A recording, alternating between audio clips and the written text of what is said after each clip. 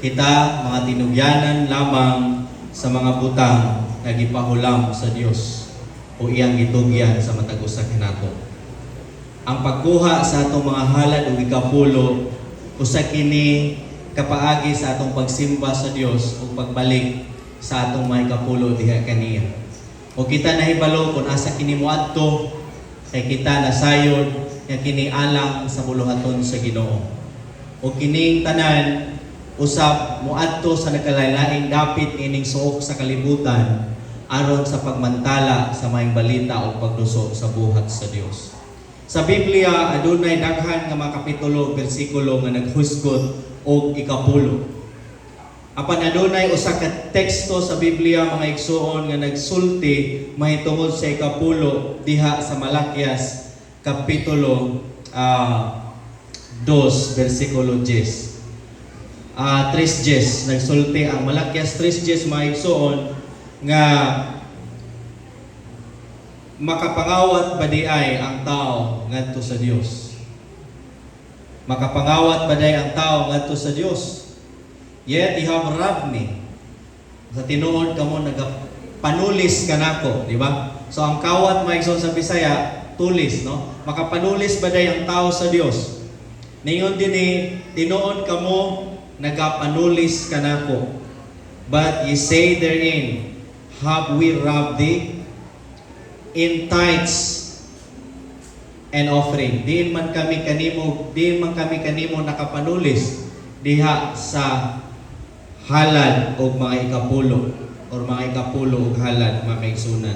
Sa versikulo 10 nagsulti dinhi, bring ye all the tithes into the storehouse, that there may be meat in mine house, and prove me now herewith, says the Lord of hosts, if I will not open you the windows of heaven, and pour you out the blessing, that there shall not be room enough to receive it.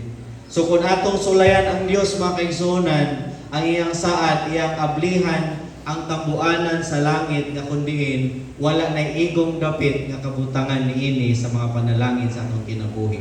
So ang atong mga diakono andam na sa pag-serve o sa pagdawat sa atong mga halad o ikapulo karon nga kabuntagon. Samtang atong simbahon ng Dios, atong pamalandungon, atong pagbalik nini kini usa sa pag-ila nga siya mo'y tag-iya sa tanang butang.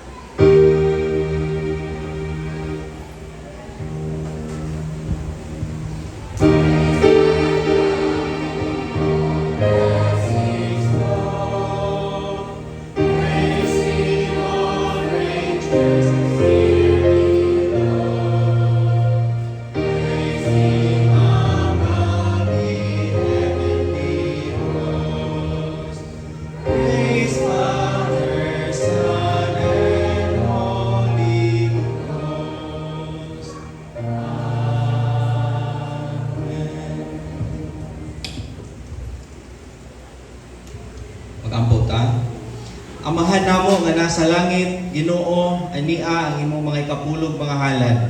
Para sa imong buluhaton, maabot kini sa lain dapit ini maong kalibutan, Amahan. Aron sa pagluso sa imong buhat alang sa mga tao nga nagapangita sa kahayag ni Ginoong Hesus. Tabangi Ginoo, panalangin ni kanunay ang makatawhan nimo nga nagauli pinagis pagsimba diha kanimo nining maong halad o ikapulog. Tabangi sila Ginoo nga sila dili makabsan sa ilahang adlaw-adlaw nga panginabuhian o pagkaon. I-provide kanila niining maong bag-ong semana sa pagsugod ugma Ginoo sa bagong adlaw ang protection nga ilang gikinahanglan aron Ginoo makita sa tanang mga katawhan nga imong mga katawhan nga nagabalik ug nag-ila kanimo mo'y tag-iyas tanang butang dili sila o dili kayon bakulangan. O Dios, panalangini ang tanan nga niya dinhi karon. Amo ikaw ang gipasalamatan nga ikaw mo'y source sa tanan nga mga butang, ilabi na gyud sa kusog o sa panglawas nga among nabatunan karon. Ginoo, salamat nga nining maong halad o ikapulo nagpahinumdum kanamo sa imong kaayo, sa imong gugma ug sa imong mga panalangin. Amo kining gipasalamatan, ilaumang madawat, ikaw among padayonon sa pagsimba, pinaagi sa ngalan ni Jesus nga manluluwas. Amen.